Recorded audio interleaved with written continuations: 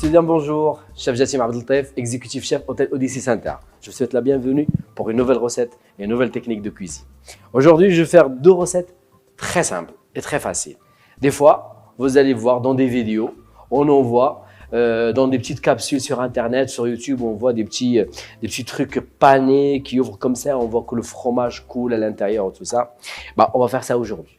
Je vais vous montrer comment faire. C'est facile, on a besoin de bâtonnets de mozzarella.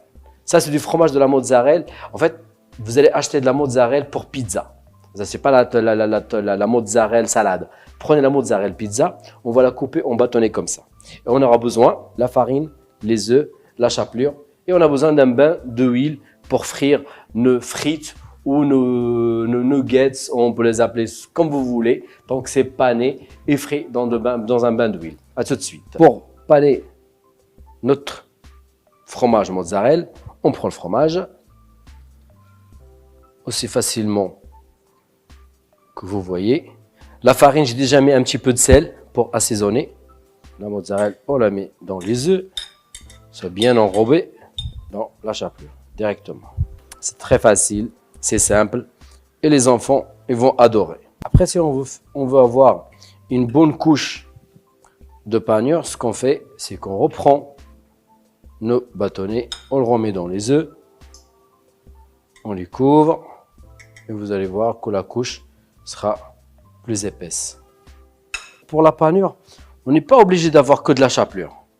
On peut paner dans n'importe quoi. On peut prendre les cornflakes, vous prenez les cornflakes à base de maïs, ceux qu'on voit en pétales jaunes, ceux qu'on prend avec du lait le matin. Vous prenez ça et vous le concassez, vous vraiment en poudre et vous faire de la chapelure avec. Après la chapelure, elle aussi, vous pouvez l'assaisonner. Vous pouvez prendre la poudre d'oignon ou poudre d'ail et vous le rajoutez avec la chapelure, avec un peu de sel, un peu de poivre. Vous pouvez rajouter du grain de sésame.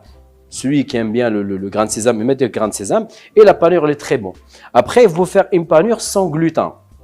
Sans gluten, c'est vous remplacez la farine avec un fécule de maïs, vous remplacez la chapelure, vous mettez tout ce qui est céréales, vous mettez quinoa, vous mettez les flocons d'avoine, vous mettez les grains de tournesol, vous mettez tous les grains et tous les céréales possibles, ça vous remplace la chapelure et c'est très bon.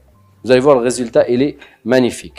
Après que mes petites bâtonnets sont panés, on va passer à la cuisson.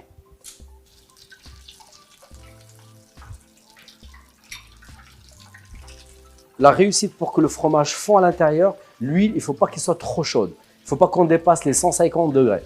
Alors, vous ne pouvez pas le maîtriser cette température chez vous, mais essayez quand vous déposez ces bâtonnets, que la bâtonnée descend au fond de la casserole.